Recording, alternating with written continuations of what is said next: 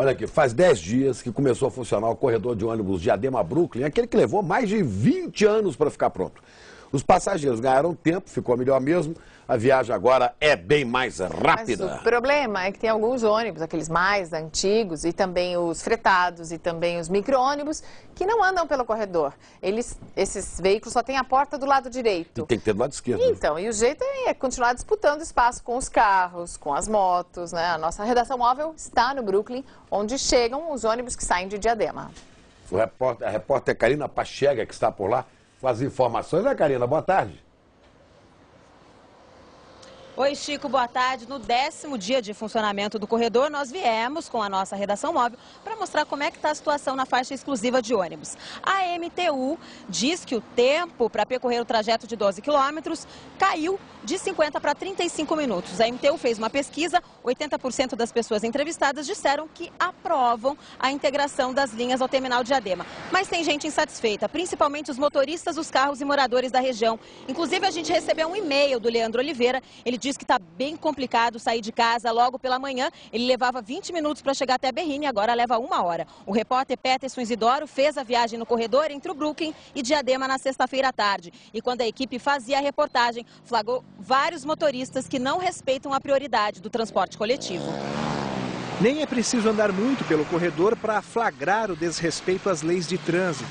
Motos e carros usam a faixa exclusiva dos ônibus, sem se importar com a presença de agentes da SP Trans. A função deles é orientar, mas o que ouvem de reclamação... Os ônibus, eu creio que foi muito bom, mas para os carros, as pistas são muito estreitas e esse é um corredor principal que nós temos aqui. Os motoristas perderam uma das 4 faixas da via que liga a capital à vizinha Diadema.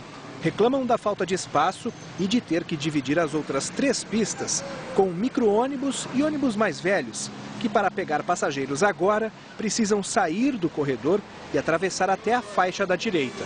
Na verdade, eles ficaram com 2 faixas, aqui e ali. Se para o motorista o novo corredor está longe do ideal, para os passageiros está quase lá. Antes enfrentava o trânsito, às vezes lotação, entendeu? Hoje já não tem.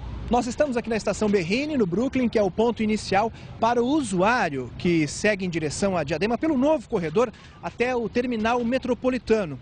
E os ônibus da chamada linha semi-expressa já estão em operação. A linha semi-expressa foi criada para atender usuários exclusivos da estação Berrini. Então, a partir da estação Berrini, ele para do lado direito. Quando entra no corredor, ele utiliza a faixa do corredor, mas não para, só vai parar no terminal Diadema. A vantagem da linha semi-express é que tem uma quantidade menor de passageiros no trajeto. Eu convido o seu Adenilton, que mora em Diadema e faz todos os dias essa viagem. Vamos lá, seu Adenilton. Vamos. De dentro do ônibus, o cenário é novo, bem diferente de alguns dias atrás. A via liberada é um prato cheio para os apressadinhos. Veja este carro.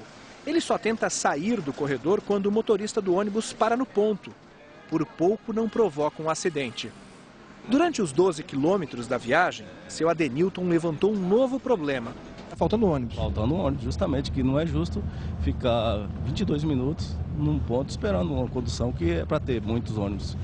40 minutos de viagem, esse foi o tempo que nós levamos lá do ponto inicial em São Paulo até chegarmos aqui no terminal metropolitano de Diadema pelo novo corredor. O senhor está ganhando tempo na viagem, né, seu Adenilton, pelo corredor? Mais ou menos 20 minutos.